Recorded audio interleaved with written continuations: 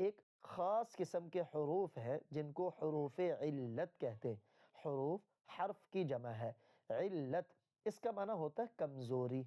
چونکہ یہ حروف 29 جو حروف تہجی ہیں ان کے اندر یہ کمزور حروف ہیں، واو، الف، یا، 3 حروف، ان کو حروف علت کہتے ہیں۔ ان تینوں حروف کا مجموعہ وائے بنتا ہے، واو، الف، یا۔ کمزور ان کو اس لیے کہتے ہیں کہ آپ آگے اسباق میں دیکھیں گے کہ یہ حروف کبھی تو شکل بدل لیتے ہیں اور کبھی کمزور ہونے کی وجہ سے ان پر جب کچھ دباؤ پڑتا ہے تو یہ بالکل ختم اور حذف بھی ہو جاتے ہیں۔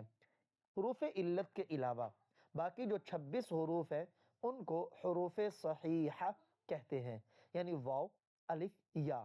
ان کے علاوہ بقیہ 26 حروف وہ حروف صحیحہ ہیں، یعنی تندرست ہیں، ان کے اندر کسی قسم کی کمزوری اور بیماری نہیں۔ ایسے ہی حروف